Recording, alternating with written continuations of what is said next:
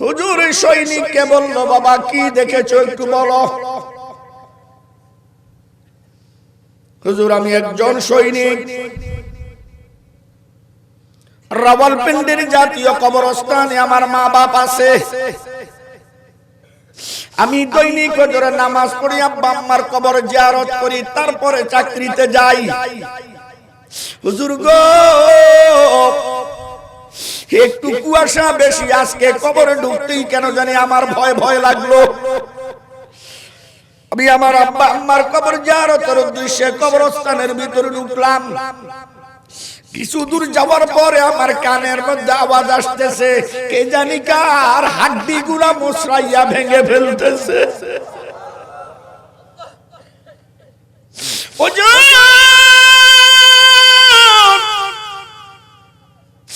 একা একা ভয় পেয়ে গেলাম।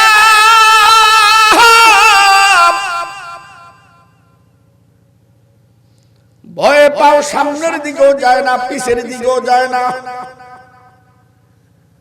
মনে হয় যেন শুকনা শোলাগুলা কটকট করে ভাঙতেছে।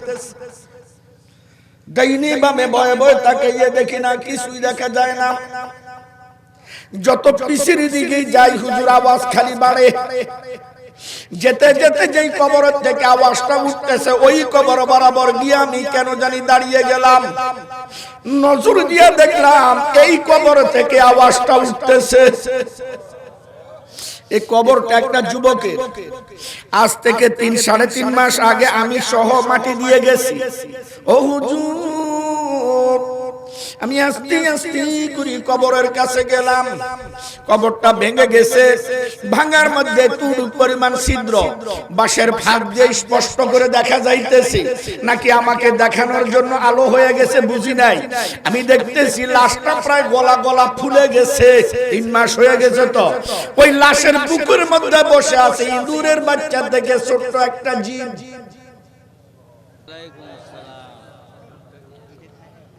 نحمده ونستعينه ونستغفره ونعوذ بالله من شرور أنفسنا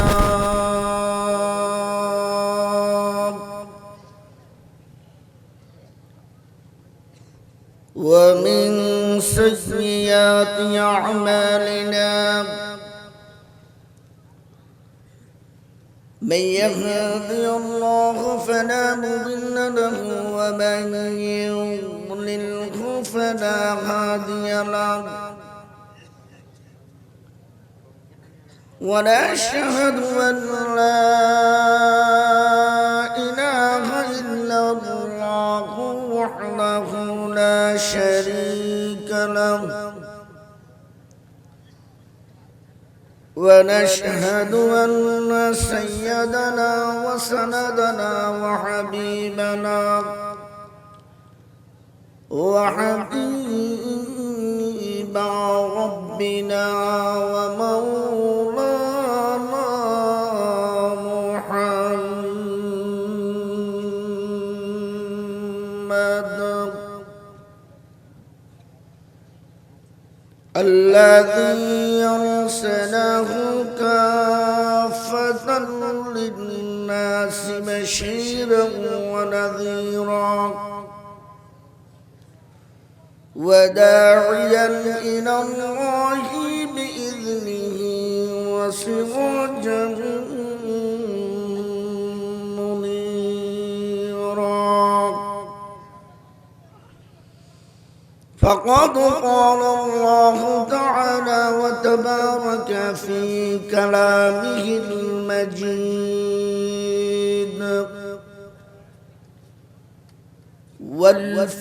والفرقان الحميد أعوذ بالله من الشيطان الرجيم بسم الله الرحمن الرحيم يا عبادي الذين أسرفوا على أنفسهم لا تقنطوا من رحمة الله إن الله يغفر الذنوب جميعا إنه هو الغفور الرحيم صدق الله مولانا العظيم محبت আমরা সকলে দুরূদ ইব্রাহিম পড়ি আল্লাহুম্মা সাল্লি আলা মুহাম্মাদিন ওয়া আলা আলি মুহাম্মাদ কামা সাল্লাইতা আলা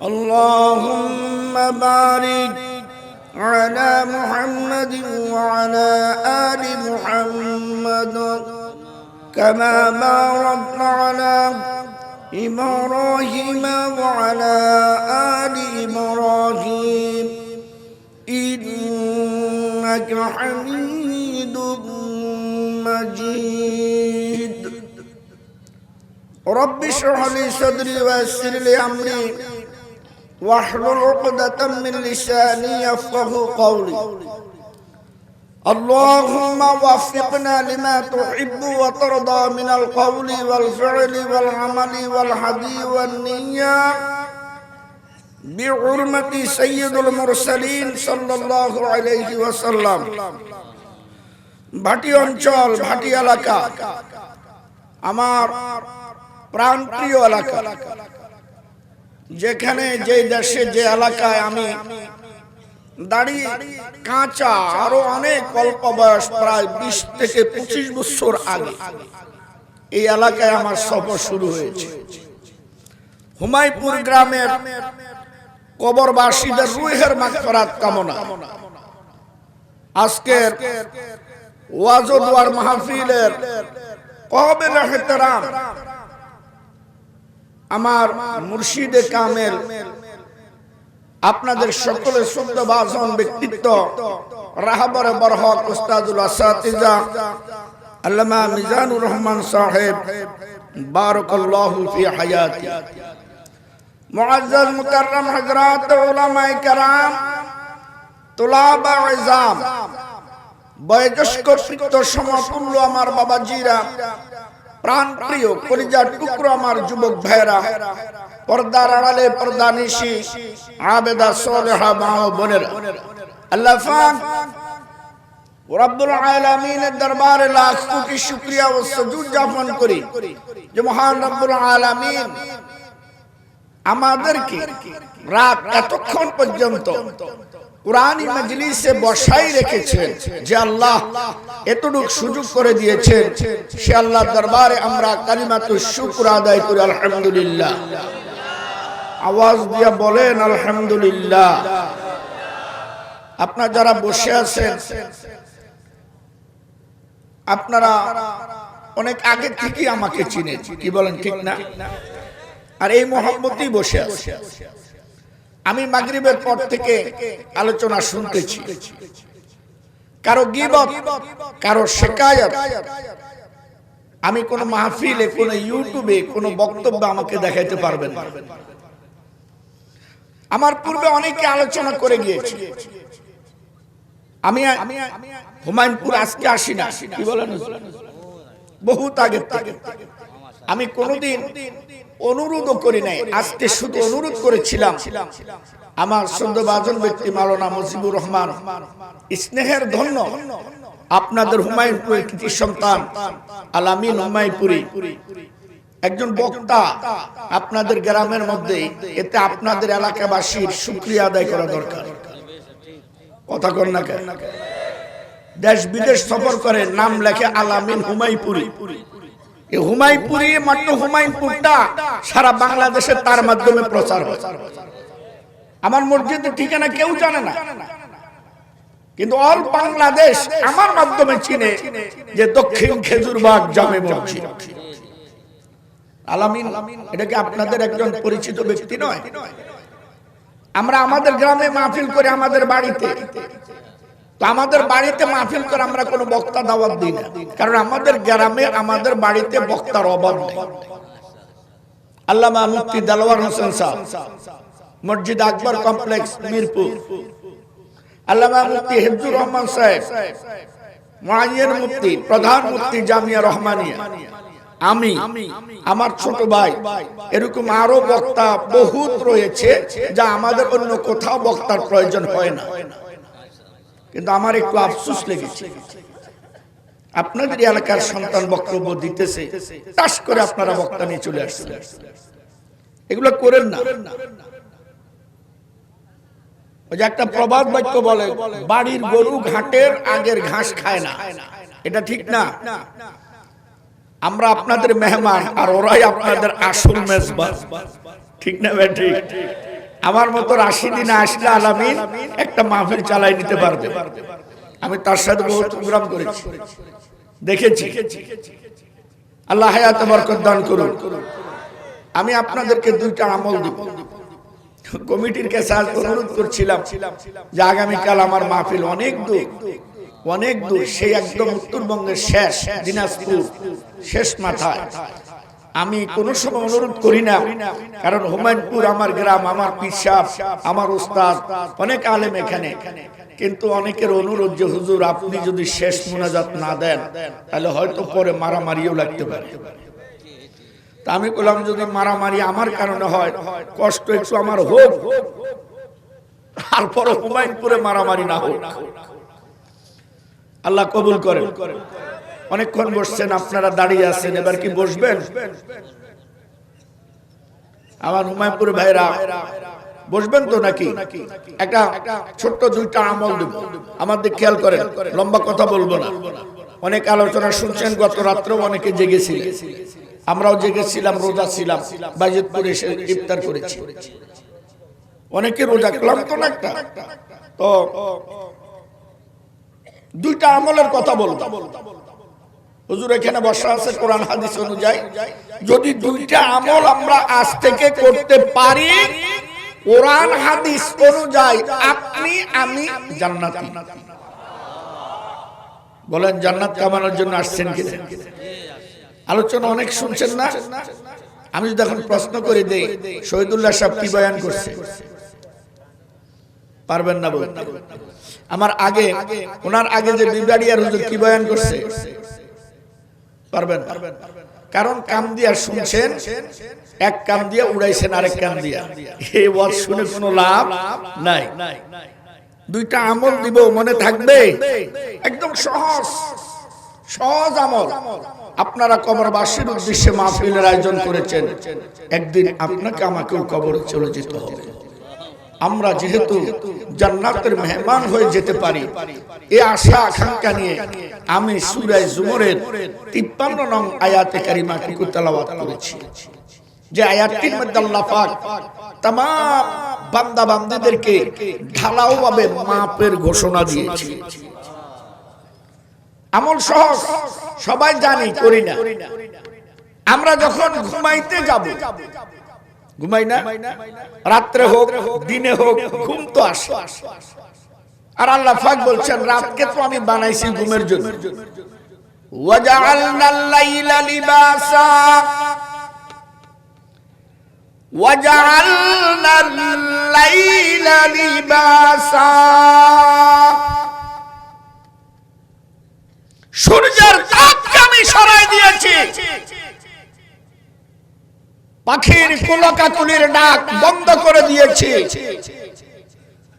রাত্রটাকে আমি নিঝুম করে দিয়েছি, যাহাতে তোমরা আরামে ঘুমাইতে পারো। এক রাতের ঘুম মান মুরব্বীরা বলে 7 দিন কাজা কাফারা দিলেও শেষ হয় না। এটা আপনারা টের পাইবেন না, আমরা বক্তারা পাই।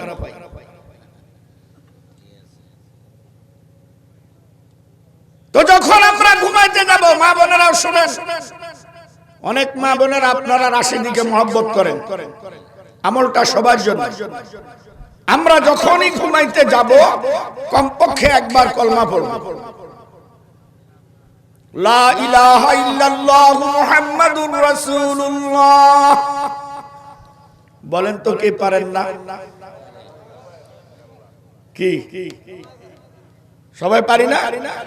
তাহলে আমলটা করতে সহজ।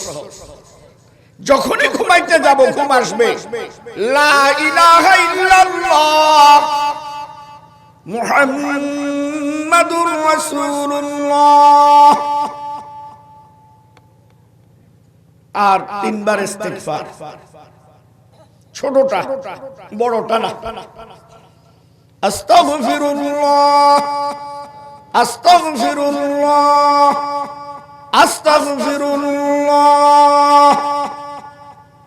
পারবো? একবার কলমা 3 বার ইস্তিগফার পড়ে যুবক, আমার বাবাজি, আমার মা, পর্দার আড়ালের আমার বোনেরা, যদি আপনি ঘুমিয়ে যান আর ঘুমের ঘরে যদি আপনার মৃত্যু হয়ে যায়, আপনি জান্নাতি।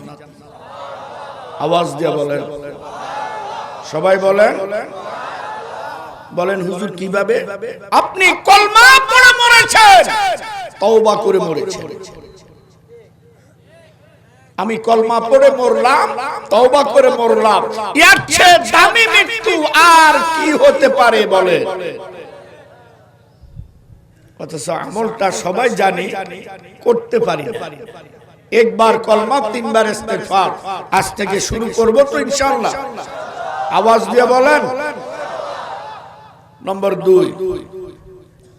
আমি হুমায়পুর থেকে বাজিতপুর যাব,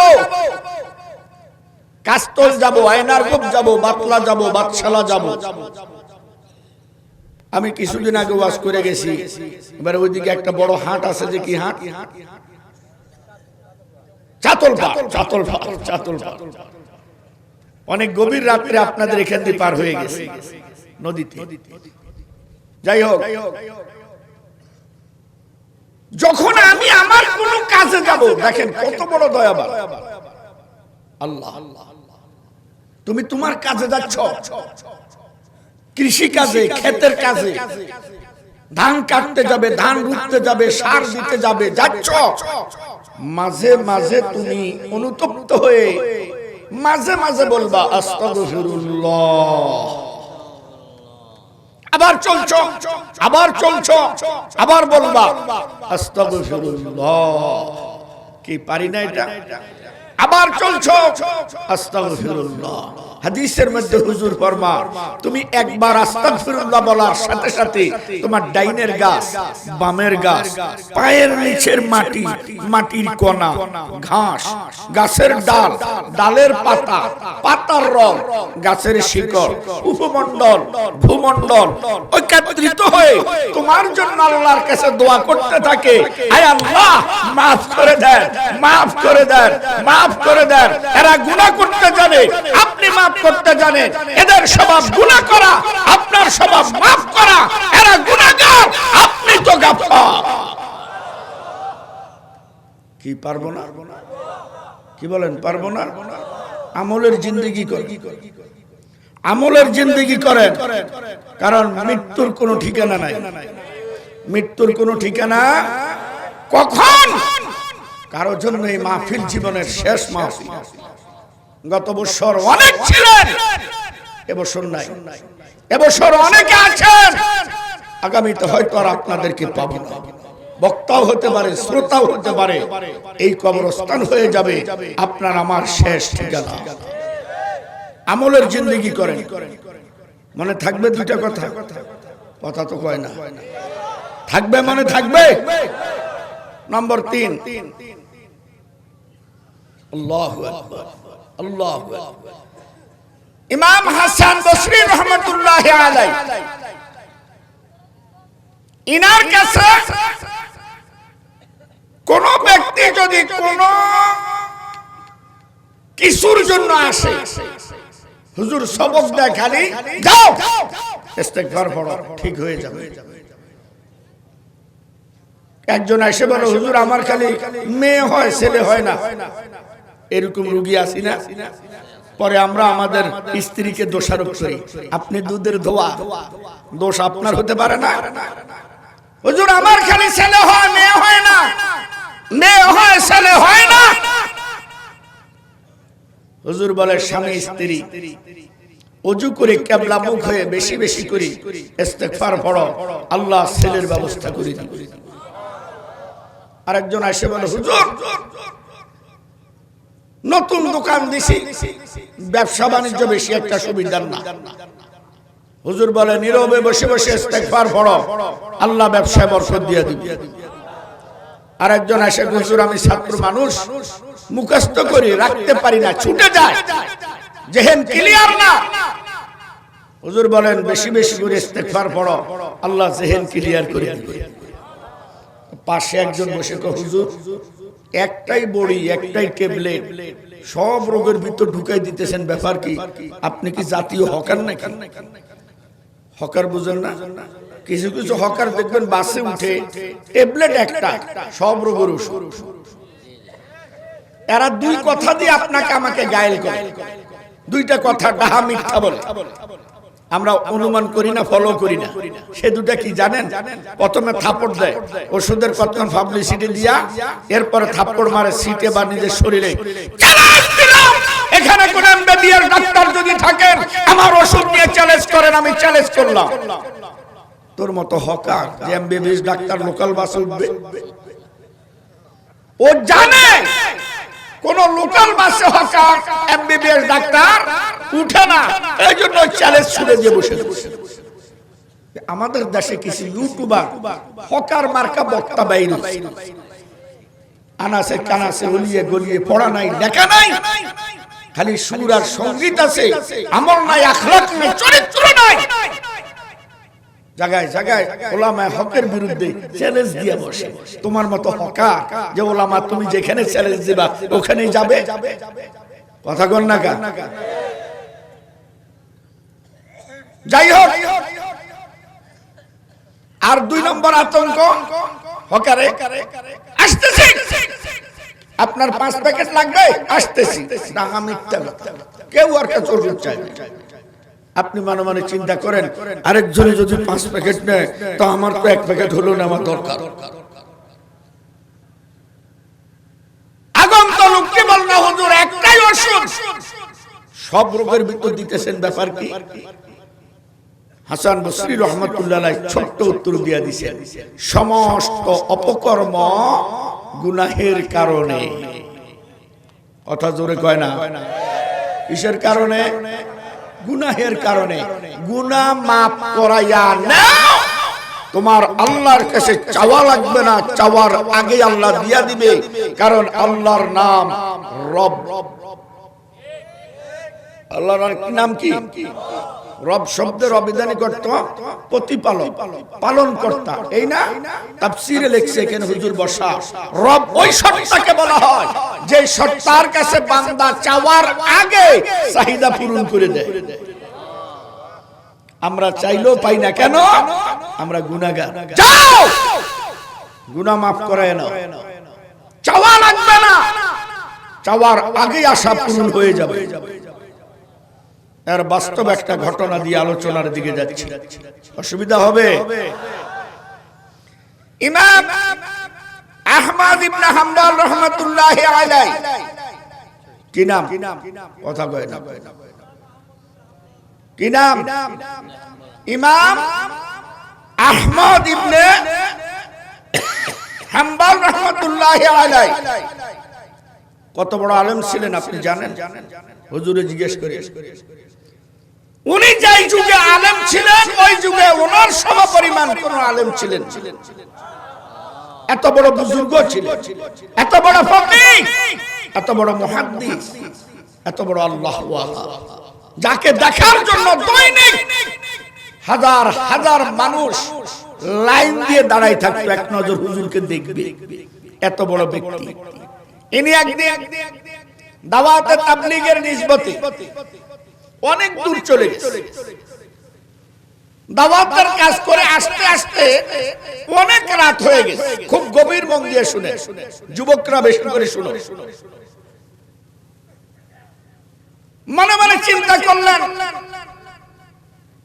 বাইজিতপুর যেতে আজকে রাত্রে নৌকার পাওয়া যাবে না, হুমায়ুনপুরে থাকবো। কোথায় থাকবে? কথা একটু জোরে কয়েন। হুমায়ুনপুর। আমি আবার মামা আল্লামা মুস্তাফা আল হুসাইনি রহমাতুল্লাহ আলাইহির মুখে শুনেছি ইমাম আহমদ ইবনে হাম্বল যদি ইচ্ছা করে কোন রাত্র কোন এলাকায় থাকতো, আল্লাহ পাক ওই এলাকার মধ্যে হেদায়েতের নূর ঢেলে দিত। এত বড় কামেল ব্যক্তি ছিলেন। আজ ইনি থাকবে হুমায়ুনপুরে। কোথায় থাকবে? এক্সাম্পল, হুমায়ুনপুরের এক বাড়িওয়ালার কথা কয় কে?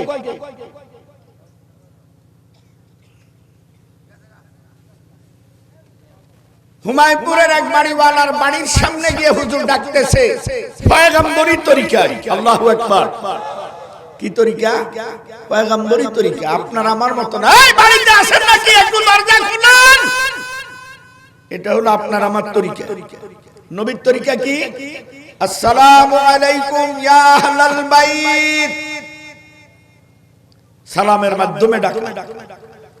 হুজুর বলেন, আমি পরপর 2 বার ডাক দিয়েছি, 3 বার দেওয়া লাগে না, ইয়ার আগেই বাড়িওয়ালা উঠে গেছে। কিন্তু বিধি বাম এই বাড়িওয়ালা বেশি সুবিধার লোক না। এই বাড়িওয়ালা দাড়িওয়ালা, পাগড়িওয়ালা, জুব্বাওয়ালা, হ্যাঁ টুপিওয়ালা, এই ধরনের লোক ও দেখতে পারে না। দেখলেই আর শরীরের ভিতরে একটা চুলকানির ব্যারাম, শরীর খালি চুলকায়। এই ধরনের লোক সমাজে আছে না? নাই? আওয়াজ দিয়ে কথা কয় না। এরা সপ্তাহে একদিন মসজিদে যায়, নামাজ পড়ে 2 রাকাত। ওই বেটা, যেই বেটা দেখবেন মসজিদ মাদ্রাসায় কোনো দান করে না, এই বেটাটার কুদানি বেশি।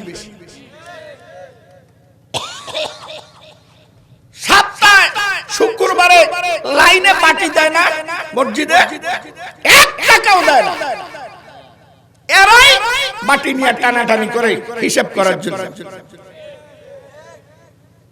সারা জীবন মানুষের ক্ষেতের আইল বাঁকা করে থুই আসছে, মসজিদে এসে লাইন সোজা কর। কথা বাস্তব না বাস্তব? যায় না মসজিদে, যায় না। বাড়িয়ালি বউ দৌড়ানি দিছে, সবাই মসজিদে চলে গেছে। আজ শুক্রবারের দিন, গরিবের হজের দিন, তুমি বসে বসে টেলিভিশন দেখো, আজকে ভাত নাই। বেটি যখন কুদানি দিছে, এবার আলনার থেকে পাঞ্জাবি বাহির করে টুপি একটা নিয়ে ছুটছে। টুপি কেমনে দিতে হয় ও তো আর জানে না। আমার দিক দেখেন, টুপি দিছে মাথা, কোন রকম এরকম ফাটাইলে একটা টুপি দিয়া মসজিদের ভিতর গিয়ে আরেক বাটারে ধমক দেয়। আসলে কাউকে ধমক দেয় না।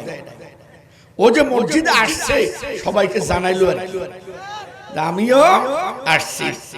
এই ধরনের লোকগুলার কুদানিতে ইমামে চাকরি যায় সপ্তাহে 2 বার, মুয়াজ্জিনে চাকরি যায় সপ্তাহে 6 বার, খাদেম তো কবে বাড়িতে গিয়ে বসে রয়েছে। আমি এদেরকে আমার ভাষায় বলে থাকি কাউয়া। জোরে কথা কয় না? কি নাম? জোরে কন, আরো জোরে। কালো না সাদা? বক। বক যতই বক সাদা হোক, বকের পাও কালো। ভালো করে শুনেন। বক আর কাউয়া দুইটা 2 পাশে বসে। বকের গলা লম্বা, টান দিয়ে চুপ করে বসে। হায়াতুল হাইওয়ান কিতাবে লেখছে পাখির জগতের সবচেয়ে বড় খতরনাক হিংস্র প্রাণী হলো কাউয়া। কাউয়া হঠাৎ করে নজর চলে গেছে বকের পায়ের দিকে। এখন বকের লক্ষ্য করে কাউয়া কয়, এই কালো কালো পাও নিয়ে কেমনে থাকোস? তোর ছায়া লজ্জা নাই, শরম নাই? বিষ খাই মরতে পারছ না? আমার হলো তো আমি আত্মহত্যা করতাম। কে কয়? কাউয়া কয় বকের কালা পাও দেখে। বকে কয় করার কিছু নাই, আল্লাহ দিছে। কে দিছে? হঠাৎ করে বকের চিন্তা হলো, এত সুন্দর ওয়াজ কোন হুজুরে করছে, হুজুরটার একটু দেখা লাগে না? গলা টান দিয়া মাথা ঘুরান দিয়া হুজুরের দিক দেখে কয় লা হাওলা ওয়ালা কুওয়াতা ইল্লা বিল্লাহ, হুজুরের মাথার চান্দি থেকে পায়ের তালু পর্যন্ত কালো, এটা হুজুরের নজরে পড়ে না। আমার পাও একটু কালো, এই জ্বালায় হুজুরে বাঁচে না। আওয়াজ দিয়া কথা কর। সুদখোর, মদখোর, জুয়াখোর, টাসখোর, জানাখোর, হারামি, বদমাইশ, যত রকমের উপাধি তার মধ্যে আছে। এই লোকটার মাথার চামড়া থেকে পায়ের তালু পর্যন্ত দোষে জর্জরিত, অপরাধে জর্জরিত, কলঙ্কিত। এই লোকটা গিয়া ইমামের ভুল ধরে পূব দিক ফিরে পেশাব করছেন কা, পাঞ্জাবি এরকম কা, টুপি এমনি কা। মনে রাখতে হবে এটা সমাজের সবচেয়ে বড় জাতীয় কাউয়া। কাউয়াগুলা ঠিক করে সমাজ ঠিক হয়ে যাবে। আমরা এদেরকে কিছু বলি না, কারণ এরা কেউ আমার চাচাতো ভাই, কেউ মামাতো ভাই, কেউ ক্ষমতা ধর, কেউ ক্ষমতা না ধর, কেউ মসজিদ কমিটি, কেউ এটা কেউ সেটা। এই জন্য বলি না। যতদিন বলবেন না এতদিন সমাজে এই অশান্তি বিরাজ করতেই থাকবে। ঠিক নেই? আল্লাহ আমাদের বুঝবেন। তো ইমাম আহমদ ইবনে হাম্বল যাকে ডাক দিয়েছে লোকটা কাউয়া। লোকটা কি? কথা তো জোরে কয় না। যেমনি গেট খুলে দেখে, যেটা দেখতে পারি না ওইটা। আরো রাত গভীর, ঠিক না? গেট খুলে কি চান? কি এত রাত এখানে কি চান? ইমাম আহমদ ইবনে হাম্বল বলেন, থাকতে দিলে দিবেন, না দিলে না দিবেন, এরকম খেউয়ানি মারতেছেন। বুঝা গেছে হুমায়ুপুর থাকা যাবে না। জায়গা আয়নার গো ছুটছে, আয়নার গোপের দিকে যেতে মাঝখানে একটা বাজার পাইছে। বাজারের দোকানপাট সব বন্ধ। শুনতেছেন তো? একটা চায়ের দোকান মাত্র খোলা। আল্লাহু আকবার কর। চায়ের দোকানে কাজ করতেছে একজন কর্মচারী, 17 থেকে 18 বছর মাত্র বয়স। যুবক, ভালো করে শুনুন। এই যুবক কাজ করতেছে থাকতে হঠাৎ করে হুজুরের চোখের নজর চলে গেল যুবকের দিকে। দেখতেছে যুবক হাত দিয়া কাজ করে, জবান দিয়া কি জানি ফুটতে আছে। খামাখা জবান বন্ধ রাখে না।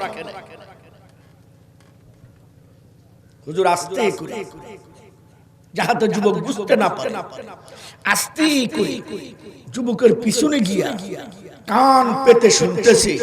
যুবক হাত দিয়া কাজ করে আর জবান দিয়ে বলতে আছে, আস্তাগফিরুল্লাহ, আস্তাগফিরুল্লাহ, আস্তাগফিরুল্লাহ, আস্তাগফিরুল্লাহ, আস্তাগফিরুল্লাহ। হুজুর বলতেছে, বাবা যুবক, তুমি আমল সব সময় করো? জি হুজুর, অনেক পাপ করেছি। মাফ করার মালিক তো তিনি। আমার কাম হলো তওবা করা, তার কাম হলো মাফ করা। করবে কি করবে না জানি না, তবে যদি ইস্তেগফার পড়তে পড়তে আমি মারা যাই, আল্লাহর কাঠগড়া বলতে পারবো আমি তওবা করতে করতে মরেছি। তো এর দ্বারা কি তোমার কোনো লাভ হয়েছে? জি হুজুর, আপনারা তো আলেম মানুষ, দোয়া দুরূদ ইস্তেগফার, দোয়া দুরূদ ইস্তেগফার কত কিছু পড়ে আপনারা হাত তোলেন, তাই না? আমি গরিব, অশিক্ষিত, মূর্খ, কিছুই জানি না, খালি ইস্তেগফার পড়তেই আছি। বদৌলত আল্লাহর কাছে আমার কোনো কিছু চাওয়া লাগে না, চাওয়ার আগেই পূরণ হয়ে যায়। হুজুর শুধু একটা চাওয়া পাওয়া এখনো পূরণ হয় নাই। আপনি একটু বসে আমার জন্য দোয়া করেন, আমার বিশ্বাস ওই চাওয়া পাওয়াটাও পূরণ হয়ে যাবে। সেটা কি? জামানার মুজাদ্দিদ, জামানার কুতুব, জামানার শ্রেষ্ঠ আলেম, জামানার শ্রেষ্ঠ মুহাদ্দিস ইমাম আহমদ ইবনে হাম্বল রাহমাতুল্লাহ আলাইহি এক নজর দেখব, এই চাওয়া পাওয়াটা এখনো পূরণ হয়নি। ইমাম আহমদ ইবনে হাম্বল এই কথা শোনার সাথে সাথে যুবককে টাস করে জড়ায় ধরে গালে চুমা খায়, কপালে চুমা খায়, ঠোঁটে চুমা খায়, সিনার সাথে সিনা মিলাইয়া বলে, রে যুবক, তোর ইস্তেগফারের পাওয়ার এত বেশি, এত বেশি, এত বেশি, তুই যাকে দেখতে চাস তাকে তোর কাছে নাই, তুই যাকে দেখতে চাস তাকে তোর কাছে নিয়ে এসেছে, ভালো করে দেখ। আমি ইমাম আহমদ ইবনে হাম্বল। ইস্তেগফার, বেশি বেশি ইস্তেগফার। যুবক, মাঠে কাজ করো, কাজের করো, হাত দিয়া করো, পাও দিয়া করো, জবান বন্ধ রেখো না। জবান দিয়ে ইস্তেগফার পড়তে থাকো, পড়তে থাকো। মৃত্যুর কোনো সময় সীমা নাই। হতে পারে তুমি ভীষণ রোপণ করতেছো, এই সময় খবর এসে যাবে। হাতের দ্বারা হাতের কাজ, পায়ের দ্বারা পায়ের কাজ, জবানের দ্বারা ইস্তেগফার। কারণ আমরা গুনাহগার, আমাদের গুনার সীমা ঠিক না বেটি? আরেকটা ঘটনা মনে পড়ছে, বলবো? টাইমটা এত দেওয়ার কথা না। মিশরের রাজধানীর নাম কায়রো। মিশরের রাজধানীর নাম কি? কথা তো কয় না সবাই। তো কায়রো রাজধানীতে এক যুবক ছিলেন। এই যুবকদের খালি কথা আসতেছে।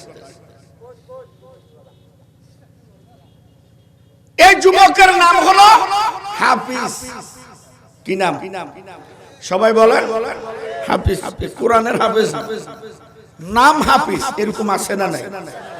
বড় সাহেবের পিয়নের নাম সালাম। বড় সাহেবের পিয়নের নাম কি? তো সালাম একদিন বড় সাহেবকে বাড়িতে ডাকতে গেছে, দরজা ধরে লারা দিছে। স্যার এখন ভিতরের থেকে বলতেছে, কে? সালাম স্যার। ওয়ালাইকুম আসসালাম। তুমি কে? ও সালাম স্যার। ওয়ালাইকুম আসসালাম। দরজা খুলে দেখে এটা ওই সালাম, পিয়ন সালাম। এরকম নামে ডিফারেন্স আছে না? এটা কোরআনের হাফিজ না, নাম হাফিজ। শিষ্য সন্ত্রাস, শিষ্য সন্ত্রাস কত বড়! ও যেদিন মিশর রাজধানীতে বের হতো, ওই দিন অল মিশরের মধ্যে ভয় কোন মহিলা রাস্তায় বের হতো। কোন দোকানের সামনে গিয়া আঙ্গুল দিয়া কিছু চাইতো না, মুখ দিয়া বলতো না, খালি চোখটা ঘুরান দিত। দোকানদার বলতো, বস আপনি চলে যান। দোকানদার নিজের কর্মচারী দিয়া তার বাড়িতে খাবার পৌঁছায় দিত। ভয়ঙ্কর। ভালো করে শুকুর। কিন্তু তার ঘরে দুইটা শিশু সন্তান আছে।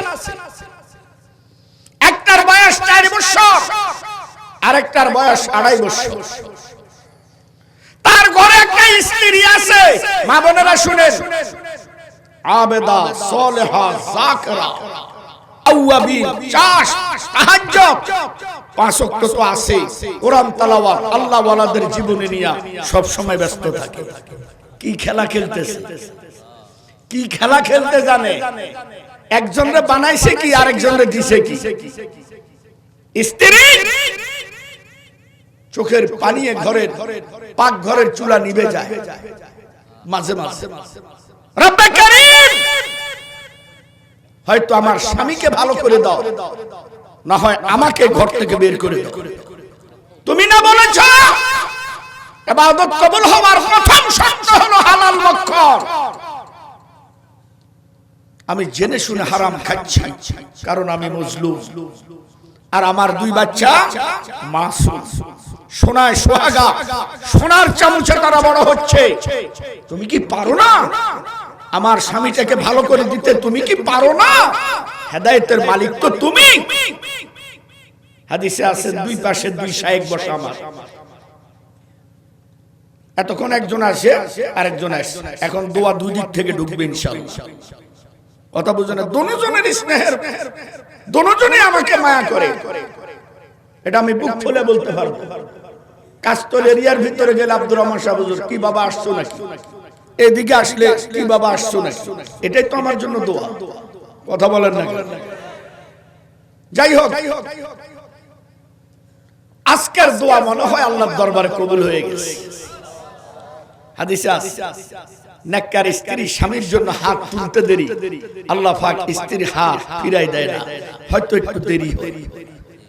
নেককার স্বামী স্ত্রীর জন্য হাত তুলে তুলে দোয়া করবেন, একদিন না একদিন আল্লাহ কবুল করবে। আমরা তো এগুলোতে নাই, আসি খেলে পিডাপিডি আর মারামারি, ঠিক নেই? যাই হোক, আজকে বাজার থেকে অনেক কিছু আনছি বাচ্চাদের জন্য, খাবার দাবার, ফল ফ্রুট, জুস। তারা তো মাসুম বাচ্চা, আর স্ত্রীকে দিছে মাছ গোশত তরু তরকারি শাকসবজি ডাল পাকাও পাকাইয়া ডাকাইয়া তোমরা খাও আমার জন্য খাবারগুলো রেখে দিও গভীর মন দিয়ে ধরে খাবারগুলা রেখে দিও তারা খাওয়া দাওয়া করে বাচ্চাগুলো একটু ঘুমাইয়ে গেছে স্ত্রী শুয়ে শুয়ে কাঁদছে আল্লাহ আমাকে দিয়ে আর কত হারাম পাকাবি আর কত হারাম আমারে খাওয়াবি তোর কি একটু দয়া হয় না কি খেলা খেলতেছ কি খেলা খেলতে জানো স্বামী কিছুক্ষণ পর খাইতে আসছে খাইতে আসার পর একটা প্রত্যেকটা খাবারের উপর ঢাকনা আছে না আপনার কি আমার ভাষা বুঝতেছেন ঢাকনা আছে না তো ভাতের ঢাকনাটা সরাই ভাতের ঢাকনা সরাই দেখে ভাত নাই রক্তের চাক হয়ে গেছে আল্লাহু আকবার কয় না গোশত রক্তের চাক মাছ রক্তের চাক ডাউল টাটকা রক্ত লারা দিলে যেরকম এরকম বিবি খাবার কোথায় বিবি তো ভয় পেয়ে কুকুর বিড়াল খেয়ে ফেললো নাকি দৌড়ে কাছে আসে না যদি মার দেয় দূর থেকে বলে এই তো খাবার এগুলা খাবার এই দেখো এগুলা কি এগুলা কি দেখো আমি তো দেখতেছি না রক্ত রক্ত হাফিজ বলতেছে এগুলা রক্ত কি রক্ত আমাকে নিয়ে তামসা করো যেমনি স্ত্রী শুনছে রক্ত এমনি স্ত্রী চোখ দিয়ে পানি পড়ে গেছে রব্বুল আলামিন দেরিতে হলো বুঝি কবুল করছো দেরিতে হলো কবুল করছো তুই কান্দিস কেন কামতেছি তোমার জন্য আমার আল্লাহর এত ঠেকানা যে তুমি হারাম খাইতেছো তোমাকে হারাম দেখাই দিবে আমার আল্লাহ দয়াবান নেগাবান মেহেরবান ফজলওয়ালা করমওয়ালা এজন্য তোমাকে কবুল করছে বিদায় তুমি যে হারাম খাইতেছো এটা বাস্তবে আল্লাহ দেখাই দিতেছে মরবা না কবরের আযাব নাই হাসর নাসর মিজান ফুলসিরাত নাই ওয়া আম্মা মান খাফা মাকাম রাব্বিহি রবের সামনে দাঁড়াইবে না এতগুলা কথা যে স্ত্রী বলতেছে আজকে হাফিজ কোনো প্রতিবাদ করে না হাফিজের চোখ দিয়া পানিগুলা টাস করে পড়ে গেছে বিবি বিবি রে আমিও তো মানুষ আমারও মন চায় ভালো হয়ে চলতে পারি না আমার এই নফসের কারণে নফস বড় শয়তান ওয়ানাহান নাফসা আনিল হাওয়া ওয়ানাহান নাফসা আনিল হাওয়া নফসের গোলামি করতে নিষেধ করেছে আর আমি নফসের গোলাম হয়ে গেছি এই নফস আমাকে ভালো হতে দেয় না স্ত্রী বলতেছে আমার কাছে নফসেরও ডাক্তার আছে আল্লাহু আকবার কর জোরে বলেন আমার কাছে নফসেরও ডাক্তার আছে আবার নফসেরও ডাক্তার আছে হ্যাঁ কোথায় নফসের ডাক্তার হলো আল্লাহ ওয়ালা বুজুর্গরা ঠিক না ভাই ঠিক রে ভাই ঠিক না ভাই ঠিক এই দেশের মধ্যে কিছু আলেম ওলামা আছে মনে কষ্ট নিয়েন না এদের খাই দেয় কোনো কাম নাই খালি সর্বনারীর বিরুদ্ধে গায় আছে না নাই ফেসবুক খোলেন ইউটিউব খোলেন কোনো কাম নাই যা একটু একটা কামাইছে সর্বনারীর বিরোধিতা করে একবারে দোজখের গাঁটটিটা গলায় ঝুলাই লইছে যত বদনাম করে আমি দেখেছি চাক্ষুষ প্রমাণে সর্বনাই এত দিন দিন বাড়তি আগে আসলে 5 মাস আমনগো গুতা গুতি আর কুদা নিতে এবার হইছে 6 মাস জাগাও দিতার এজন্য প্রায় ওয়াজের মধ্যে বলি যারা হক্কানি আলেম কে চরমনাই কে তাবলীগ কে হাটাজারি কে ফুরফুরা কে সরসিনা কে হুমায়পুরি হ্যাঁ এগুলো আমাদের দেখার দরকার নাই আমাদের আলেম ওলামাদের দেখতে হবে সে কোরআন হাদিস মতে আছে কিনা যাচাই নাই বাছাই নাই বাস মারা দিস আল্লাহ আমাদের পুরোপুরি হেদায়েত দান করুন জান মিজানুর রহমান হুজুরের কাছে যান হুজুরে দিয়ে কই হুজুর তো কাছে তুফান যা যায় ওনার উদ্দিয়া যায় যান হুজুর কাছে যান, মিজান হুজুর কাছে যান। হুজুর কাছে গেলে হুজুর আপনাকে একটা প্রেসক্রিপশন দিবে, ওই অনুযায়ী যদি আপনি সেবন করে চলতে পারেন আপনার নফসের চিকিৎসা হয়ে যাবে। আল্লাহ গুনাহ খাতা maaf করে আপনাকে জান্নাতের লোক বানাই নেবে। বলিস হ্যাঁ, আল্লাহ বলেছে লা তাকনাতু মির রাহমাতিল্লাহ ইন্নাল্লাহা ইয়াগফিরুয যুনুবা জামিআ ইন্নাহু হুয়াল গফুরুর রহিম। আল্লাহ বলেছে। চলে আসছে লম্বা কথা মিজান হুজুরের কাছে। হুজুর আসলে নিচে বসা, হাফিজরে দেখে হুজুর ভয়ে লাফ দিয়া চোখের উপরে উঠছে, কারণ ওরে সবাই চিনে। কি রে হাফিজ, অসহায় মানুষ তুই আমার ঘরে কি? হুজুর ভয় পেয়ে মারতে আসি না, মারতে আসি নাই আজকে। হাফিজ কাউকে মারতে আসে নাই, হাফিজ আজকে মরতে এসেছে। আওয়াজ দিয়া কোন, আওয়াজ দিয়া কোন। আজকে হাফিজ কি করতে আসছে? মরতে আসছে। আসলামতু লিরাব্বিল আলামিন, আমি আমার রবের সামনে সারেন্ডার হয়ে গেছি। হুজুর কই বলিস?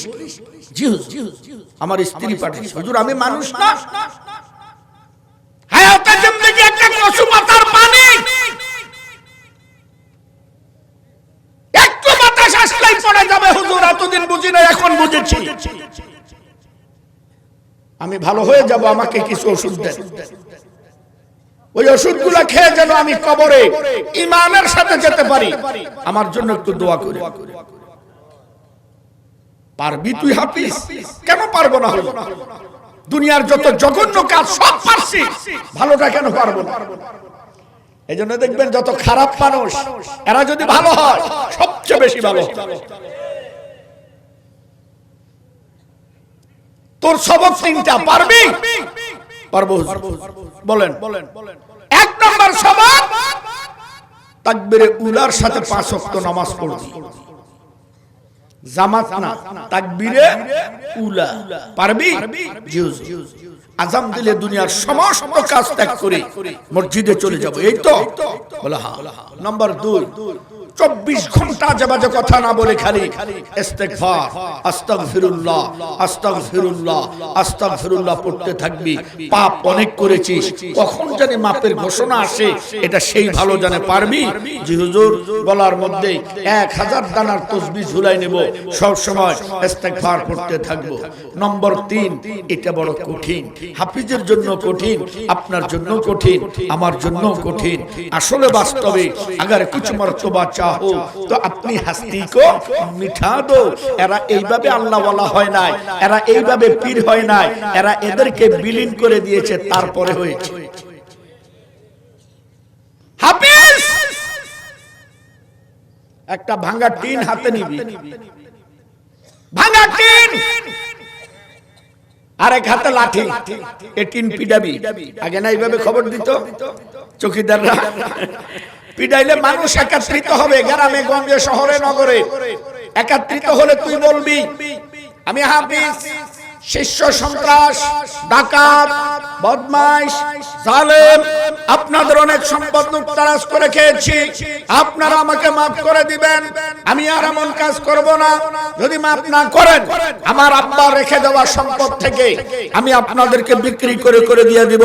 তবু আপনাদের হক, হকুল ইবাদ, বান্দার হক নষ্ট করে আমি মরতে চাই না, কারণ বান্দার হক আল্লাহ মাফ করবে না।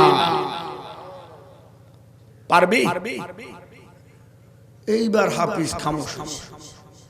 কয় কি? আমার আঙ্গুলের ইশারা মিশর উঠতো আর বসতো, আমি বেলা এখন টিন ফিডাম। আগে দুটো তো ভালো ছিল, একটু পর পরে হুজুরে কয় পারবি। অনেকক্ষণ পর হাফিজ বলে হুজুর আমি এটাও পারবো। আল্লাহু আকবার, জোরে বলেন, আরো জোরে বলেন, জোরে বলেন। পারবি? পারবো। বাস, সবক শুরু হয়ে গেছে, সবক শুরু হয়ে গেছে। তাকবীরে উলায় নামাজ পড়ে, ইস্তেগফার চলছে, তিন পিডানি শুরু হয়ে গেছে, হ্যাঁ না? মানুষ এখন তার সম্পদ নিতে নিতে হাফিজ রাস্তার ভিখারি, ধরেন মজবুত করে। হাফিজ এখন রাস্তার ভিখারি। আজ 3 দিন হাফিজের বাড়িতে চুলায় আগুনেই জ্বলে না। যার ঘরটা ছিল রাজকীয় ঘর, কোনো কিছুর অভাব ছিল না, তার ঘরে আজ 3 দিন পর্যন্ত চুলায় আগুন জ্বলে না। হাফিজের 2টা ছেলে সোনায় সোহাগা, সোনার চামচে বড়, সেগুলা ক্ষুধার যন্ত্রণায় উঠানের কাদা মাটি খাইতেছে। সবাই সহ্য করলো, মা সহ্য করতে পারে না। মা কাঁদতে কাঁদতে হাফিজের পাশে এসে বলে, স্বামী আমার একটু উঠানটার দিকে তাকা। যারা 24 ঘন্টা ফল ফুল জুস জাস খেয়ে বড়, আজ তারা উঠানের কাদামাটি খাচ্ছে, এক ভাই আরেক ভাইকে খাওয়াই দিচ্ছে। আমি মা, আমার কলজা ছিঁড়ে যাচ্ছে। হাফিজ বলতেছে, সন্তান কি শুধু তোর একা? আমার না? আমার কি জ্বলে না? আমি কি দেখি না? শুধু একবার অনুমতি দে, আমি আগার রাস্তায় চলে যাই, আমার ঘরে কোনো কিছুর অভাব হবে না। স্ত্রী বলল, না স্বামী, সারা জীবন নফল রোজা রাখবো, বাচ্চাদেরকে দরকার এইভাবেই চালাই যাব, তোমাকে আগের রাস্তায় যেতে দিব না। শুধু তোমার কাছে আমার একটু অনুরোধ, দিনে রাতে ছোট্ট একটু কিছু কাজ করো, আমাকে সারা দিনে আদা, ছটা চাউল আর 2-1টা আলুর ব্যবস্থা করে দাও। আমিও খাবো না, তুমিও না, বাচ্চাগুলার মুখে যেন একটু খাবার তুলে দিতে পারি। আমি মা তো, আমার কলজা ছিঁড়ে যাচ্ছে। হাফিজ কি জানি বলবে, হঠাৎ করে আল্লাহ পাক তার জেহেন থেকে ওই কথাটা সরাইয়া ভালো কথা বের করে দিয়েছে। হাফিজ বলতেছে, বিবি আপনি হয়তো জানেন না, আমিও তো এক মালিকের চাকরি করি, আমার মালিক অনেক ভালো, বেতন বোনাস একসাথে দিবে, এজন্য দেরি হইতেছে। তাছাড়া আমি নতুন চাকর তো, ইন্টারভিউ নিতেছি, ঠিকই না না ঠিক? হাফিজের স্ত্রী মনে মনে ভাবছে, মনে হয় না দোকানদারের দোকানে, দুনিয়ার কোন গোলামের গোলামি করে, ইন্ডাস্ট্রিজ কলকারখানায়। চিন্তা করতে করতে আসরের নামাজের আজান উঠে গেছে। ধনী স্ত্রীকে সামান্য মৃদু আঘাত করে বলে, সরেন, আমার মালিকের ডাক এসে গেছে। এখন থেকে ওই ডাকটা শুনলে দুনিয়ার কোন কাজ আমি হাফিজের কাছে আর ভালো লাগে না। তাকবীরে উলায় বা জামাত নামাজ শেষ, তাসবিহ তাহলিল দোয়া দুরূদ পড়ে মানুষগুলো বাড়ির দিকে চলে যাচ্ছে। মিশরের হাফিজ মসজিদের বারান্দার কোনায় বসে বসে যেই মালিকের চাকরি করে সেই মালিকের দরবারে কান্না শুরু করে দিয়েছে। স্ত্রীকে গিয়ে কি জবাব দিবে? মালিক,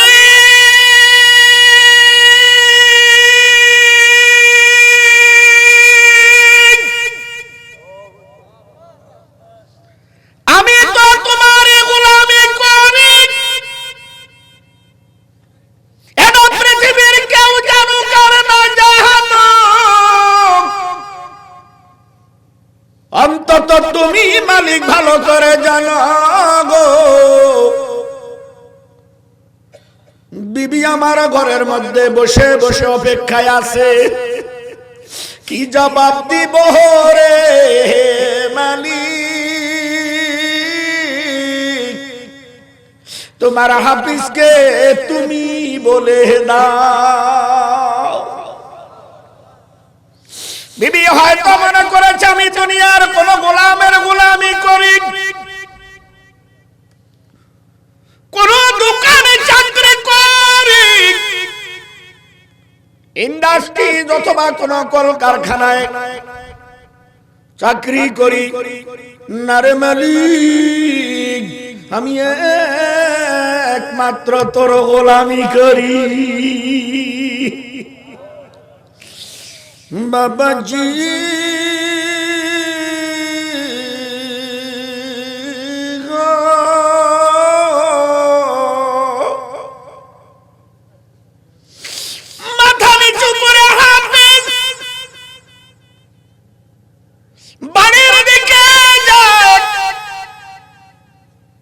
লজ্জায় মাথা উপরের দিকে তোলে না। বিবিকে কি বলবো? স্বামীর সবচেয়ে বড় অপমান বিবির সামনে অপমান, বাবার সবচেয়ে বড় অপমান সন্তানের সামনে অপমান। কি বলবো কি বলবো, কি জবাব দিব? এই আশা কাঙ্ক্ষায় মাথা নিচু থেকে উপরের দিকে উঠে না, নিচু করে করে বাড়ির দিকে যায়। হঠাৎ করে নিজের চোখের পানি গুলা আঙ্গুলের মধ্যে নিয়ে ঝাড়া দিতে নিজের বাড়ির দিকে চোখের নজর চলে যায়। তাকাইয়া দেখে রে বন্ধু, হাফিজের বাড়ির পাকের ঘরের চুলা থেকে আগুনের ধোঁয়া দেখা যায়। রে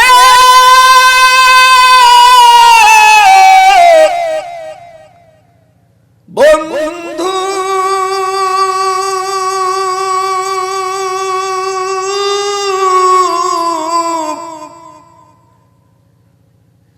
হাফিজ পাগলের মতো একটা দৌড় দিল। বিবি নিয়ে আবার কারো কাছ থেকে হাওলাত নিয়ে আকাম করে ফেললো। মালিকের সাথে তো যোগাযোগ হয় নাই। হাওলাত যদি করে ফেলে পরিশোধ করবো কোথা থেকে? কি করলো বিবি, কি করলো? দৌড় দিয়া বাড়ির মেন উঠানের গেটের মধ্যে দাঁড়াইয়া দেখে উঠান ভর্তি খাবার দাবারের বস্তা। এক সাইডে চাউলের বস্তা, আর এক সাইডে ডাউন, আটা, তরু তরকারি, শাক সবজি সিরিয়াল দিয়া সুন্দর করে সাজাইয়া দিছে। বাচ্চাগুলাও মজা করে বহুত দিন পরে খাবার খাইতেছে। বিবিও মজা করে রাঁধতে আছে। হযরত হাফিজ এই অবস্থা দেখিয়া পেরেশান হইয়া গেল। এত খাবার আমার বাড়িতে কোথা থেকে আসলো?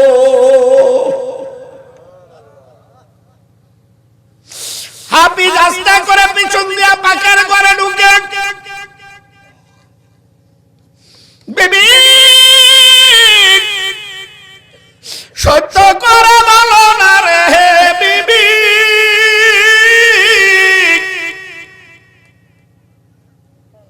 এ তো খাবার তুই কোথায় পাইলি?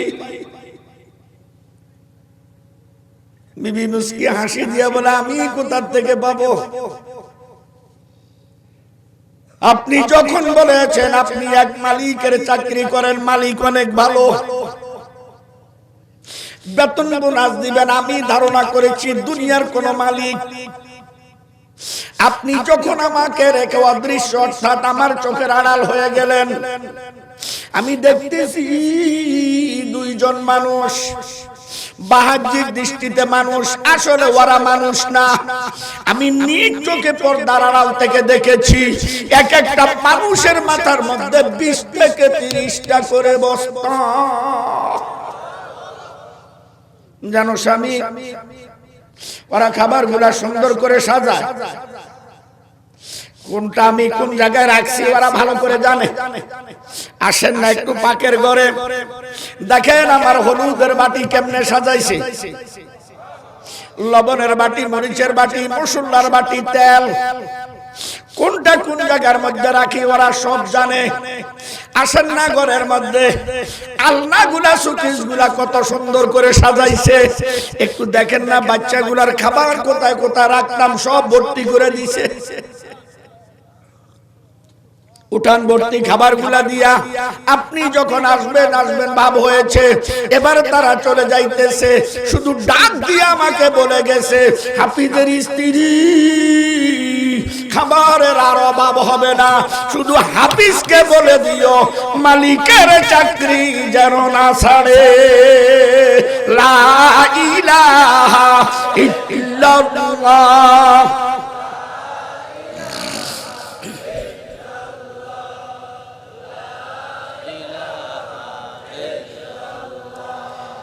লা ইলাহা ইল্লাল্লাহ, লা ইলাহা ইল্লাল্লাহ, লা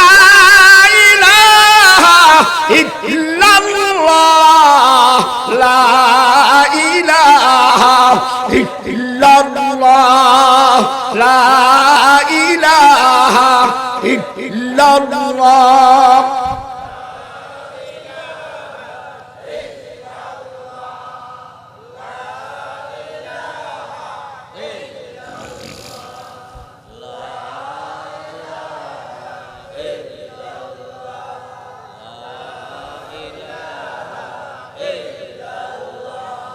লা ইলাহা ইল্লাল্লাহ মুহাম্মাদুর রাসূলুল্লাহ সাল্লাল্লাহু আলাইহি ওয়াসাল্লাম। সুন্দর রিজিক দাতাকে মহব্বত করে কও, মায়া করে ডাক দাও। আসল যারে ডাকতে হবে মহব্বত করে ডাকো আল্লাহ। মহব্বত করে ডাক, গভীর রাত্র ডাক দিবি শুনবে আল্লাহ আল্লাহু আল্লাহ।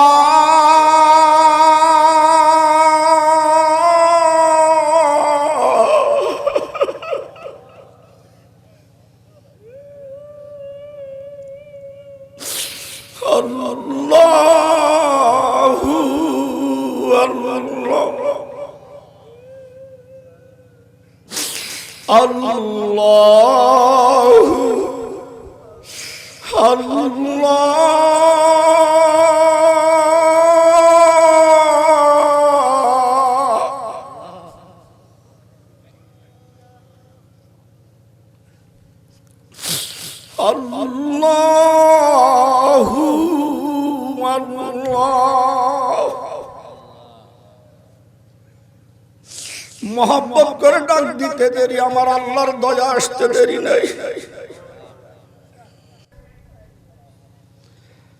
পাকিস্তানের বড় মসজিদ লাল মসজিদের মধ্যে এক হযরত বয়ান করতেছেন কবরের আযাব নিয়া। একজন সৈনিক ডাক দিয়ে বলে, হুজুর আপনি যে কবরের আযাব নিয়ে বয়ান করেন, কোনদিন কবরের আযাব দেখেছেন? হুজুর বলে, না বাবা, কবরের আযাব দেখি নাই, কোরআন হাদিসে পেয়েছি। সৈনিক বলে, হুজুর বেয়াদবি মাফ করবেন, আমি নিজ চোখে কবরের আযাব দেখেছি।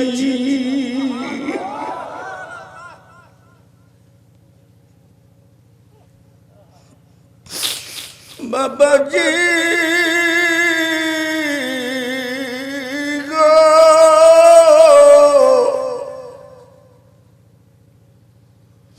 পুরা মসজিদটা স্তব্ধ হয়ে গেল। হুজুর সৈনিককে বলল, বাবা কি দেখেছো একটু বলো। হুজুর আমি একজন সৈনিক, রাওয়ালপিন্ডির জাতীয় কবরস্থানে আমার মা বাপ আছে।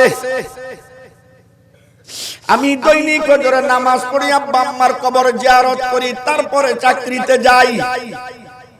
হুজুর গো, একটু কুয়াশা বেশি, আজকে কবরে ঢুকতেই কেন জানি আমার ভয় ভয় লাগলো। আমি আমার আব্বা আম্মার কবর জিয়ারতের উদ্দেশ্যে কবরস্থানের ভিতরে ঢুকলাম। কিছু দূর যাওয়ার পরে আমার কানের মধ্যে আওয়াজ আসতেছে, কে জানি কার হাড্ডি গুলা মুসরাইয়া ভেঙে ফেলতেছে।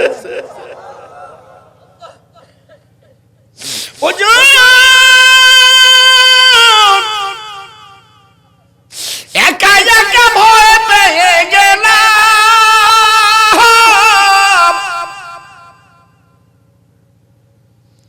ভয়ে পাও সামনের দিকেও যায় না, পিছের দিকেও যায় না। মনে হয় যেন শুকনা শোলাগুলা কটকট করে ভাঙতেছে। ডাইনি বামে ভয়ে ভয়ে তাকাইয়ে দেখি না, কিছুই দেখা যায় না। যত পিছের দিকেই যাই হুজুর আওয়াজ খালি বাড়ে। যেতে যেতে যেই কবরের থেকে আওয়াজটা উঠতেছে, ওই কবর বরাবর গিয়ে আমি কেন জানি দাঁড়িয়ে গেলাম। নজর দিয়ে দেখলাম এই কবর থেকে আওয়াজটা উঠতেছে। এই কবরটা একটা যুবকের। আজ থেকে 3-3.5 মাস আগে আমি সহ মাটি দিয়ে গেছি। ও হুজুর, আমি আস্তে আস্তে করে কবরের কাছে গেলাম।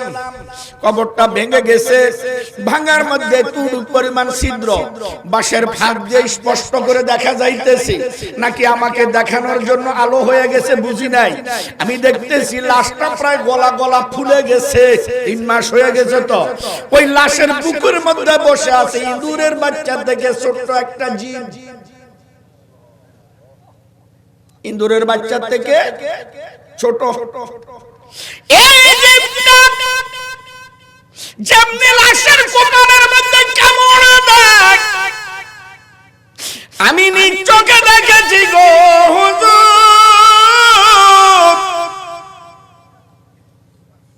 ওই মরা দেহ লাশটা লাফ দিয়ে উপরের দিকে উঠে যায়, হাড্ডিগুলা কটকট কটকট করে আওয়াজ আসে। আবার গিয়া চোখের মধ্যে কামড় দেয়, আবার লাশটা লাফ দিয়ে উপরের দিকে উঠে। এইভাবে তার শরীরের অঙ্গ প্রত্যঙ্গ যেগুলা কামড় দিলে ব্যথা বেশি ওগুলাই দিতে আসে। কেন জানি আমার ভিতরে একটু সাহস এসে গেল। আমি কামদের থেকে রাইফেল নামাইলাম, রাইফেলের নালাটা ওই ছিদ্র দিয়ে ঢুকাইলাম। ছিদ্র দিয়ে ঢুকাইয়া আমি নালার ভিতরে আঙ্গুল দিয়ে টেপ নিয়েছি, মেরে ফেলবো জীবটাকে। কারণ এই যুবকটাকে আমি চিনি। যুবকটার চরিত্র কি ছিল এটা একটু পরে বলতেছি। ও বন্ধু, আমি এখন টেপ নিলাম, ঘোড়াটা ধরে টান দিব। ঠিক এমন সময় জীবটা ওই বুকের মধ্যে বসে খালি আমার দিকে এইভাবে মাথা ঘুরাইয়া তাকাইছে। ওই তাকানের মধ্যে কি যে ভয় গো, চোখের দৃষ্টিতে আমার কাঁপতে কাঁপতে হাত থেকে রাইফেল পড়ে গেছে।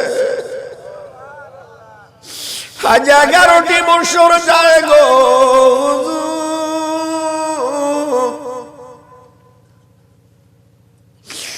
আমার মুখে কোনো আহার যায় না। আমি যখন খাইতে যাই ওই নজর আমার চোখের সামনে ভেসে উঠে। আজ 11 বছর কিছু খাই না, না খাইয়া আমার এই অবস্থা। হুজুর রাইফেলটা বানাইয়া নিজের জান নিয়া দৌড়াইতেছে নিজের জীবন নিয়া। কিছু দূর যাওয়ার পরে পিছন দিক থেকে আওয়াজ আসতেছে, কে জানি আমার পিছন দিকে দৌড়াইতে আছে। আমি ভয়ে ভয়ে পিছন দিকে তাকাইলাম, না কাউকে দেখি না। হঠাৎ করে আমার চোখের নজর নিচের দিকে গেছে। আমি তাকাইয়া দেখি ওই জীবটা আমার পিছে পিছে দৌড়াইতে আছে। যার জীবন ছেড়ে দৌড়াই, আমার দৌড়ার গতি যত বেশি, ওই জীবের গতিও তত বেশি হয়ে যায়। হুজুর আমি নিরুপায় হইয়া রাওয়ালডিমেন্ডের পাশে একটা নদী ছিল, খালও না নদীও না, মাঝামাঝি, ওটার মধ্যে ঝাঁপ দিয়া পড়ে গেলাম। পিছন দিকে আবার তাকাইয়া দেখলাম জিপটা পড়লো কিনা, না পড়ে নাই। নদীর পাড়ে আমার দিকে বসে এইভাবে তাকিয়ে আমার দিক চাইয়া রয়েছে। আমি জীবন দিয়া দৌড় সাঁতার দিয়া নদীর ওই পার গেলাম। গাছের ডালটা ধরে আমি উঠতেছি, হাঁটু দুইটা শুধু পানির মধ্যে। এমন সময় ওই জিপটা লাফ দিয়া নদীর মধ্যে পড়ে গেছে। নদীর মধ্যে পড়তে দেরি গো, পুরা নদীটার মধ্যে মুহূর্তের মধ্যে আগুন ধরে গেছে। বাবাজি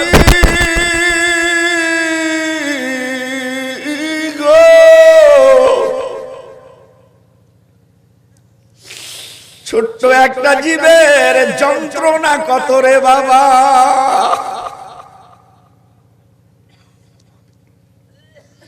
আগুন ধরার সাথে সাথে পানিগুলো এত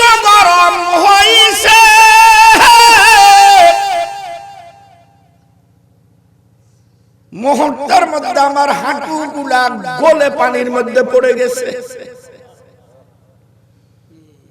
হুজুর আপনি মনে করেছেন আমি বসে বসে কথা বলতেছি না হুজুর, হাঁটু পর্যন্ত আমার গলে পড়ে গেছে, আমি দাঁড়াইয়া আছি। আপনার কাছে আমার তিনটা প্রশ্ন হুজুর। ইঁদুরের বাচ্চা থেকে ছোট জীবটার যন্ত্রণা যদি এত হয়, আল্লাহর নবী যে বলেছে কারো কারো কবরে 99টা সাপ আসবে, এক একটা সাপের ঠোঁটের নিচের অংশ নিচে, উপরের ঠোঁট আকাশে, ওই বড় বড় সাপগুলা সবল দিবে, কামড়াবে। বলেন না হুজুর ওইগুলার আযাব কেমন হবে? যুবক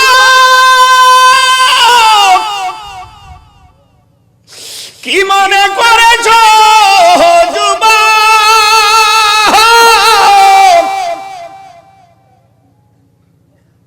আল্লাহর কোরআন নবীর বাণী কি মিথ্যা হয়ে গেল,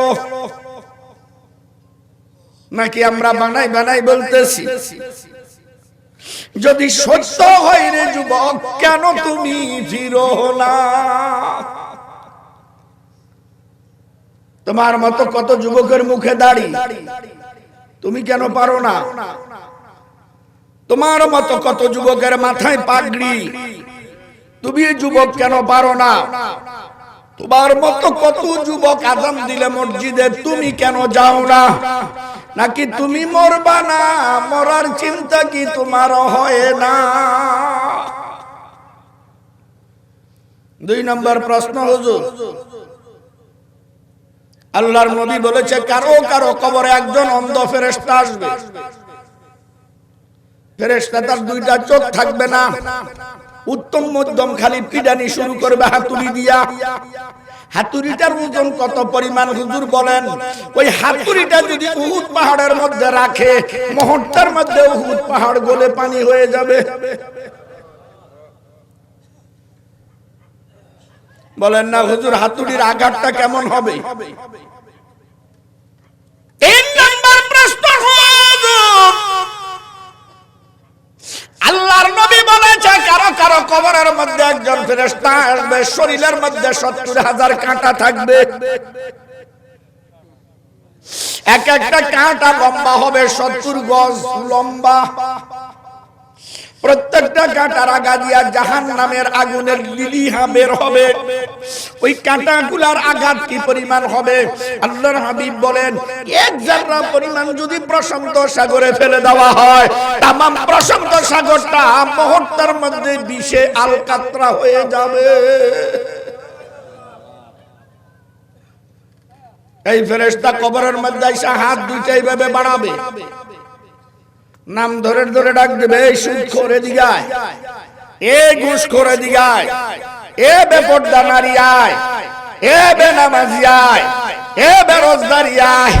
আলেম ওলামা পীর মাশায়েখ কত বুঝান বুঝাইছে, বুঝোস নাই? রক্তের গরম দেখাইছিলি, শরীরের গরম দেখাইছিলি, ক্ষমতার পাওয়ার দেখাইছিলি, মজা চাকিয়া ল। এই কথা বলে জড়াই ধরে যখন একটা চাপ দিবে, 70,000 কাঁটা গ্যাস গ্যাস করে শরীরের ভিতর ঢুকে যাবে। কি যে চিৎকার মারবে রে যুবক!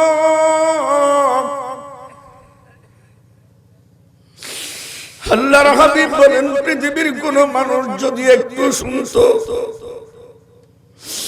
সাথে সাথে কানের পর্দা ফেটে মারা যেত। মিথ্যা বললাম না রে যুবক?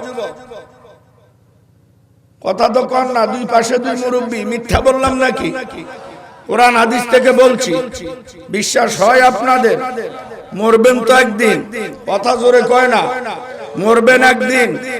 20 জন যুবক দ্বারা 20 জন যেগুলার মাথায় টুপি নাই, আল্লাহকে হাজির নাজির জানাইয়া আল্লাহ তোর দিক চাইয়া রয়েছে, এই মুহূর্তে রহম করবে মিশরের হাফিজের মতো।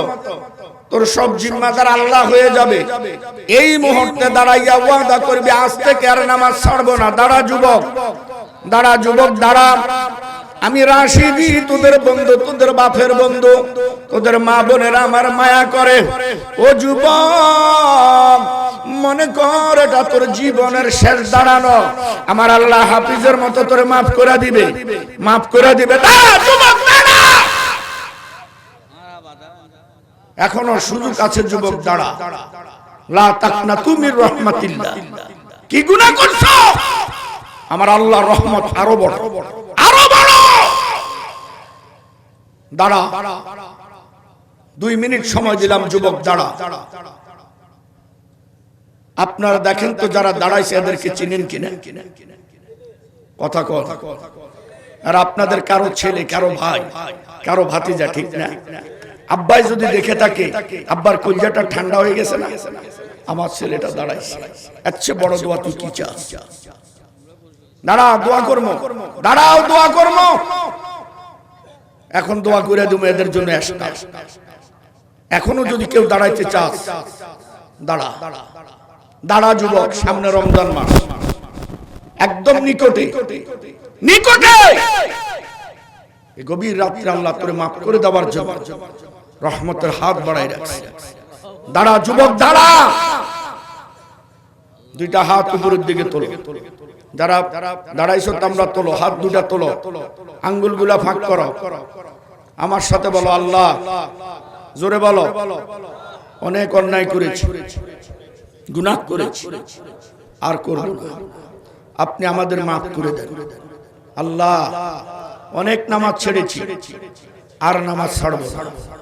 আজ থেকে ওয়াদা করলাম, ওয়াদা করলাম, ওয়াদা করলাম, আজ থেকে 1 ওয়াক্ত নামাজ ছাড়ব না। আল্লাহ আমাদেরকে নামাজ পড়ার মতো তৌফিক দান করেন। সামনে রমজানের রোজাগুলা পঙ্খানু ভাবে পালন করার তৌফিক দান করেন।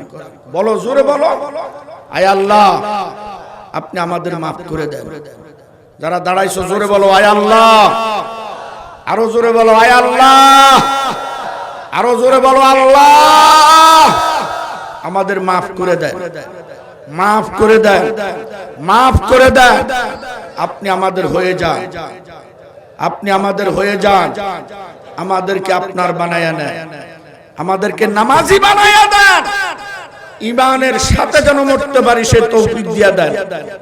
আপনার বান্দা, আপনার গোলাম রাশিদীকে এবং তার পীরকে সামনে রেখে ওয়াদা করতেছি, ওয়াদা করতেছি, ইচ্ছা করে আর 1 ওয়াক্ত নামাজ ছাড়ব। আল্লাহ আমাদের কবুল করুন, আমিন। বস, আমার কাজ আমি করে দিলাম, তোমার কাজ তুমি করে নিও। কথা বুঝছেন না? আমার তরিকা, আমার চলাচল, যাওয়া আসা সরমানায় হযরতের সাথে, ঠিক না? হুমায়ুনপুরের লোক জানেন না? জানেন। কিন্তু কোন এক মাহফিলে যত সম্ভব পোড়াকান্দা হুজুরে আমার বয়ান শোনার পর আমাকে বলল যে আমি তোমাকে খেলাফত দিয়ে দিছি, তুমি বয়াত করাইতে পারো। বলছেন না? আপনারাও সাক্ষী। এবং আয়নার বক্তব্য বিভিন্ন জায়গায় আমার অনেক যুবক মুরিদও আছে, আমার হাতে বয়াত নাই। আপনারা এই সমস্ত আল্লাহওয়ালাদের পরামর্শ নিয়ে চলবেন। রাজি আছেন না? অগ্রহণ আর ফাল্গুনে 2 বার মাহফিল হয়, পারলে চেষ্টা করেন, বয়াত হওয়া লাগবে না, একবার গিয়ে দেখে আসি। আল্লাহওয়ালাদের সহবত নিয়ে চলবেন, পরামর্শ নিয়ে চলবেন, আপনার চলার মধ্যে কোনো ত্রুটি হবে না ইনশাআল্লাহ। আর নিজে নিজে মাতবরি করবেন, ধরা খেয়ে যাবে। ঠিক না ভাই? ঠিক। আজ আর বেশি লম্বা নয়। আপনার জানেন আমার 2 থেকে 3-4 ঘন্টা বয়ান করলেও আমার অসুবিধা হয় না। আল্লাহ পাকের শক্তি এই মুরব্বীদের দোয়া আমাকে দিয়ে দিচ্ছে। কিন্তু আজকে আর বেশি লম্বা করব না, দোয়া চাই, মাপ চাই। এই কারণে আমার অনেক দূরের সফর, প্রায় 600 কিলোমিটার রাস্তা অতিক্রম করতে হবে। এই জন্য সকলের কাছে দোয়ার মুখাপেক্ষী। আমরা কবরের আযাবকে ভয় করব, মৃত্যুকে ভয় করব, মৃত্যুর যন্ত্রণাকে ভয় করব, চোখ বন্ধ করলে মনে করব হয়তো এই চোখ আর আমি খুলবো না, ঘর থেকে বের হয়েছি হয়তো আমি আর ফিরবো না, আমি হাঁটে যাচ্ছি আর আসবো না, আমি কৃষিকাজে যাচ্ছি আর ফিরবো না। এই চিন্তা চেতনার সামনে অগ্রসর হও যুবক। মিশরের হাফিজকে যদি আমার আল্লাহ পরিবর্তন করে তার জিম্মা নিতে পারে, তোমার জিম্মাও আমার আল্লাহ নিতে পারে। ঠিক না ভাই? ঠিক। আর কথা আছে না? আপনার কথা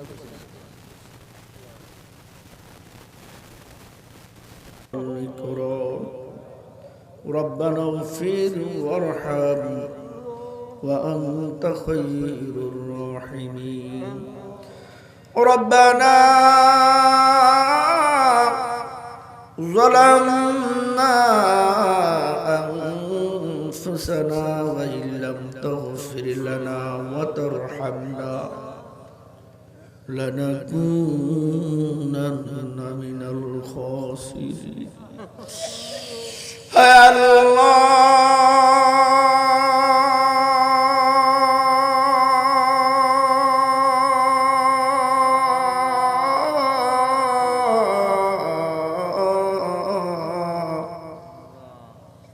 রাত্র অনেক গভীর, রাত্র যত গভীর হবে আমাদের ঘর বাড়ির দরজা জানালাগুলো বন্ধ হয়ে যাবে, যোগাযোগ বন্ধ হয়ে যাবে, চলাচল বন্ধ হয়ে যাবে। রাত্র যত গভীর হবে গো, আপনার রহমতের দরজা ততই বেশি খুলবে।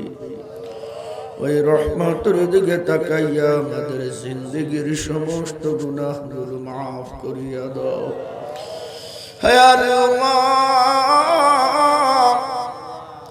এই দুনিয়ার কোন ভিখারি যদি ভিক্ষা করে এক দরজা না পায় আর এক দরজার আশায় দৌড়ায়, ওই বাড়িওয়ালা তাড়াইয়া দিলে আর এক দরজার আশায় দৌড়ায়।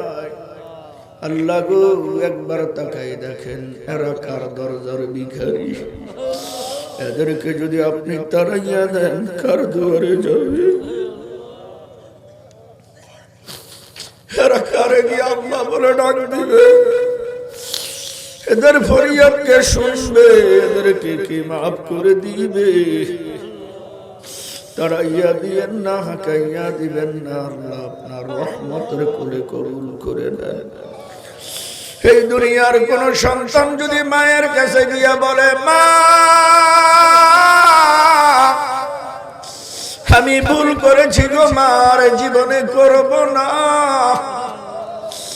মা সন্তানকে টান দিয়া বুকে নিবে, চোখের পানিগুলো মুছে দিবে, গালে মুখে চুমু খেয়ে বলবে, খোকা আমি তোর মা, আমি কি তোর বদদুয়া দিতে পারি? ইয়া আরহামার রাহিমিন, আপনি তো মায়ের চেয়ে আমাদেরকে কোটি কোটি গুণে মায়া করেন, মহব্বত করেন। আপনার সে মায়া মহব্বতের খাতিরে আমাদের জীবনের সব গুনাহগুলো মাফ করিয়া দেন। বাবাজি, আপনার গুনার খবর আপনি জানেন, আমার গুনার খবর আমি জানি।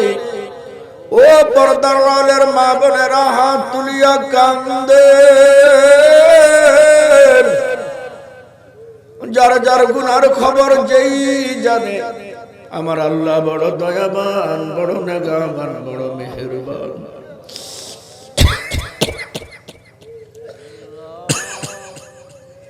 চোখের পানিগুলা ছেড়ে দেন।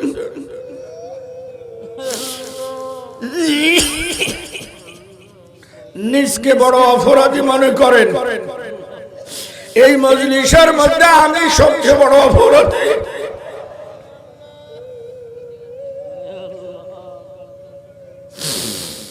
আল্লাহ ময়দানটার দিকে তাকান,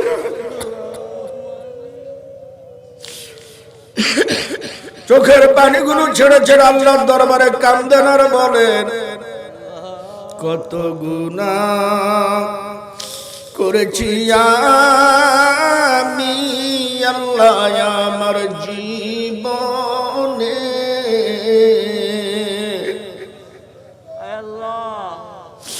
কত গুনাহ করেছি গো মাওলা মারহাম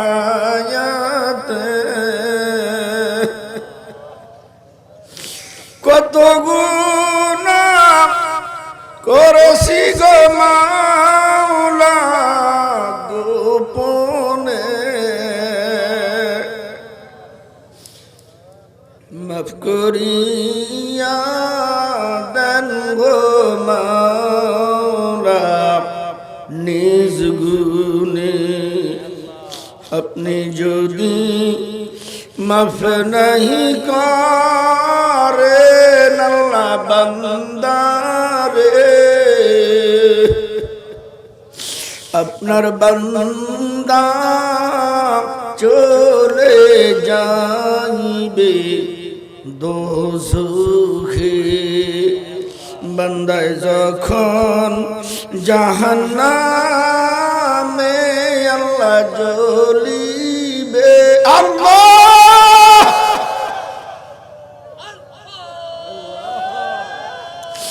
একটা ছোট্ট শিশু বাচ্চাকে যদি প্রশান্ত সাগরের মাঝখানে ফেলে দেওয়া হয়, বাচ্চাটার ডাইনে পানি, বামে পানি, সামনে পানি, পিছে পানি, উপরে পানি, নিচে পানি, কুল নাই, কিনার নাই, বাঁচার কোনো উপায় নাই। আল্লাহর হাবিব বলেন এমনি ভাবে যদি কাউকে জাহান্নামে ফেলে দেওয়া, ডাইনে আগুন, বামে আগুন, সামনে আগুন, পিছে আগুন, উপরে আগুন, নিচে আগুন,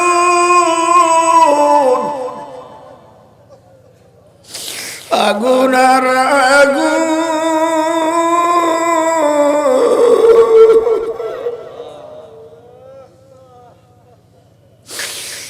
আর তো পাই থাকবে না।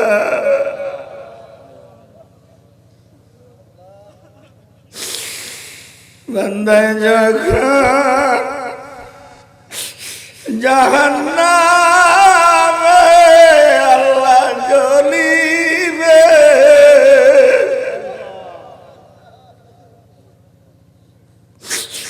বলো তুমি কেমন করে দেখিবে? আদর করিয়া মানুষ বানাইয়া,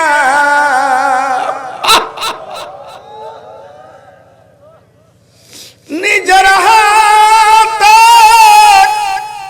বান্দা তুমি আল্লাহ বানাইয়া,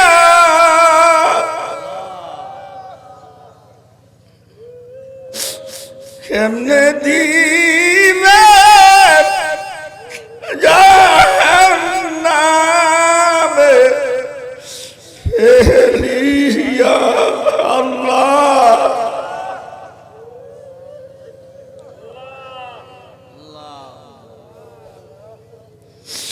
দয়া করো, ক্ষমা করো আল্লাহ মোদের আব্বুরে।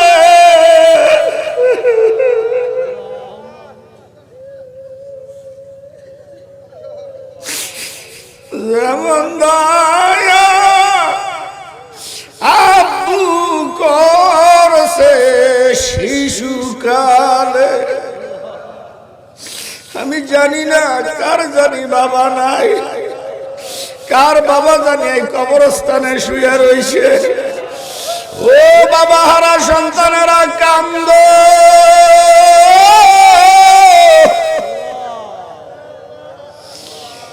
বাবার কথা মনে করিয়া দুই ফোঁটা চোখের পানি ছেড়ে দাও। তোমার চোখ দিয়ে পানি গড়াইতে দেরি, আব্বার কবরটা জান্নাত হতে দেরি হবে না। যার বাবা নাই সেই জানে বাবা হারার ব্যথা কি। বাবা গো, আপনাদের যাদের বাবা নাই আমিও আপনাদের মতো বাবা হারা। হায় আল্লাহ,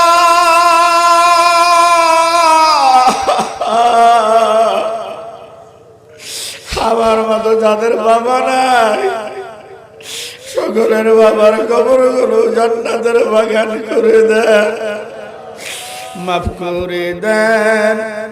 ও গো মাবুদ মোদের আম্মুরে,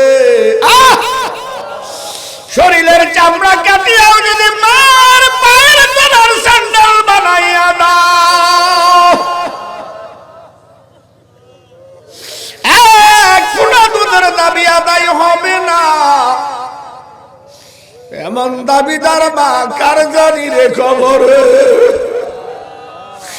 ও মা হারা সন্তানেরা কান্দো,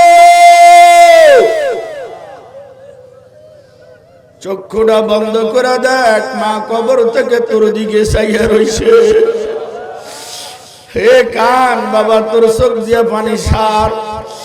যদি বাবা চোখ দিয়া পানি না আসে, মন রে বুঝারে মন, তুই বড় নিষ্ঠুর, তুই বড় পাষাণ, তুই বড় পাঠান। মনটা শক্ত হয়ে গেছে গুনাহ করতে করতে। চক্ষুটা বন্ধ করিয়া দেখ, এই তো কবরস্থান, মা বুঝি তোর দিকে চাইয়া তোরে ডাকতে আছে।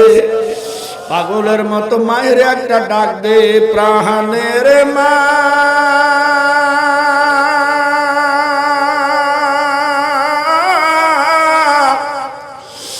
মা গো,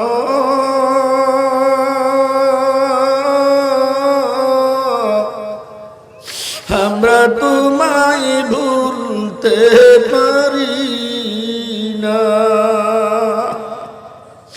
আল্লাহ আপনার রহমতের নজরে তাকান। কবরস্থানকে পাশে রাখিয়া মার জন্য বাবার জন্য এরা কেমনে কাঁদতেছে। কারো চোখ দিয়া পানিগুলা গড়াইতে আছে, কারো মনটা ভাঙিয়া গেছে, কারো চেহারাটা মলিন হইয়া গেছে। আল্লাহ এদের মা বাবার কবরে আর আযাব দিও না, কবর গুলা জান্নাতের বাগান বানাইয়া দেন, জান্নাতের বাগান বানাইয়া দেন, জান্নাতের বাগান বানাইয়া দেন। যাদের মা বাপ বেঁচে আছে হায়াতে তাইয়্যিবা দেন, প্রাণ ভরে মা বাবার খেদমত করার তৌফিক দিয়া দেন। রব্বির হামহুমা কামা রব্বায়ানি সগীরা, রব্বির হামহুমা কামা রব্বায়ানি সগীরা। হে আল্লাহ, মাহফিল চলার পর থেকে নিয়ে পর্যন্ত যা কিছু তেলাওয়াত, জিকির, আজকার, দুরূদ, ইস্তিগফার হইল, সবগুলোর হাদিয়া সোনার মদিনা নবীজি রওজা তাহারে পৌঁছাইয়া দেন। আদমে সফিউল্লাহ হতে এ পর্যন্ত যত সকল নর নারী, মুমিন মুমিনাত, মুসলিম মুসলিমাত, মাশরিক থেকে মাগরিব, শিমাল থেকে জুনুব, এই বিশাল পৃথিবীর জমিনের নিচু করে জিন্দা মুর্দা সকলের আরওয়াহে পৌঁছায় দেন।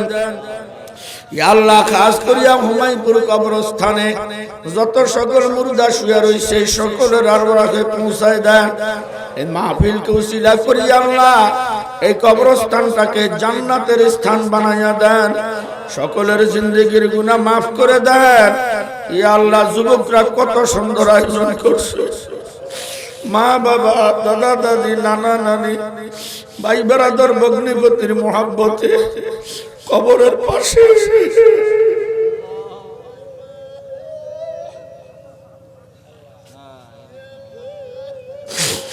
ওদের মোহাব্বত ছাড়তে পারে না, ওদের মায়া ছাড়তে পারে না, ওদের ভালোবাসা ছাড়তে পারে না।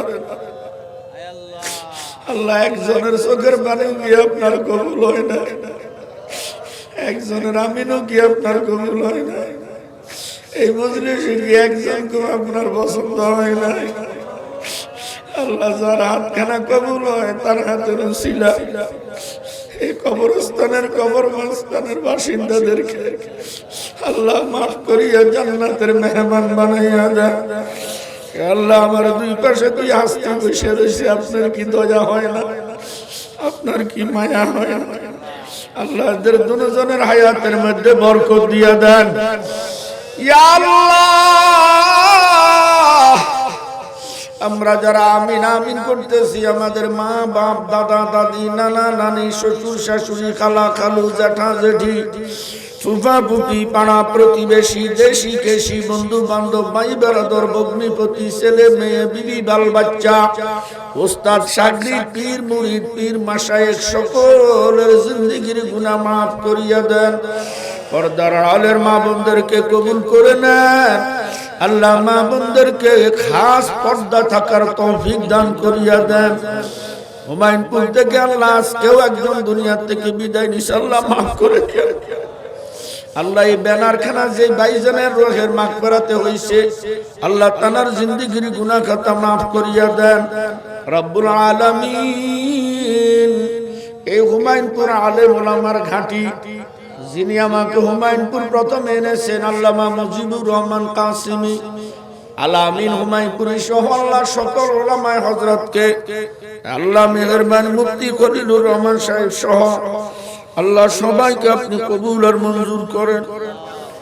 গত বছর মাহফিলে ছিল,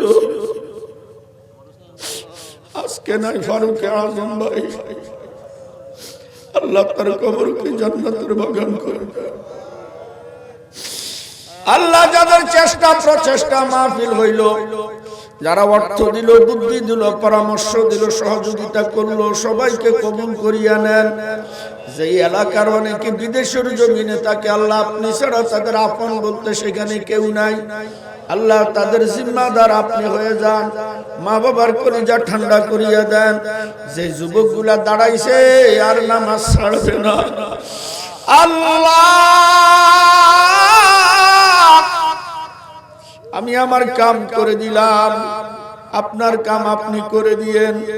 ইয়া আল্লাহ, ইয়া আল্লাহ, ইয়া আল্লাহ। আগামী বছর মাহফিল আরো সুন্দরভাবে করতে পারে সে তৌফিক দান করে দিয়েন। হিংসা, ভেদাভেদ, বিচ্ছেদ আল্লাহ আমাদের অন্তর থেকে দূর করিয়া দিয়েন। কবরবাসীদের রূহের মাগফিরাত কামনায় আমরা যেন এক আর নেক হয়ে কাজ করতে পারি সে তৌফিক দান করে দিয়েন। আখেরে ফরিয়াদ আপনার দরবারে মাবুদ গো, যারা মক্কা মদিনা যাইতে পারে না অন্তত একবার যাওয়ার তৌফিক দিয়েন। যারা গিয়েছে আল্লাহ বারবার যাওয়ার তৌফিক দিয়েন। যদি মক্কা মদিনা যাওয়ার আগে মৃত্যু এসে যায় আল্লাহ মদিনা ওয়ালারে দেখাইয়া দিয়েন। ইয়া আল্লাহ হুমায়ুনপুরের জমিনকে কবুল করিয়া নেন, হুমায়ুনপুরের জমিনকে কবুল করিয়া নেন। ইয়া আল্লাহ হাওর এলাকা, হাওর এলাকা মাবুদ গো আপনার খাস রহমত নাজিল করেন। আল্লাহ রহমতের বৃষ্টির ব্যবস্থা করেন, তাদের রুজি রোজগারে খায়ের বরকত দেন। ইয়া আল্লাহ, ইয়া আল্লাহ সমস্ত বিপদ আপদ থেকে ক্ষেত খামার জমিনগুলো হেফাজতে রাখিয়েন, সমস্ত বিপদ থেকে আল্লাহ হেফাজতে রাখিয়েন। মাবুদ আপনি সবচেয়ে বড় সুন্দর রিজিক দাতা, এর উপরে আপনি তাদের রিজিকের ব্যবস্থা করেছেন। ইয়া আল্লাহ জমিনগুলো আপনার হাতে সুপর্দ করিয়া দিলাম। ওয়া সাল্লাল্লাহু তাআলা আলা খায়রি খালকিহি মুহাম্মাদিন ওয়া আলিহি ওয়া আসহাবিহি আজমাইন ওয়ারহামনা মাআহুম ওয়ারহামনা মাআহুম ওয়া সালামুন আলাল মুরসালিন والحمد لله رب العالمين।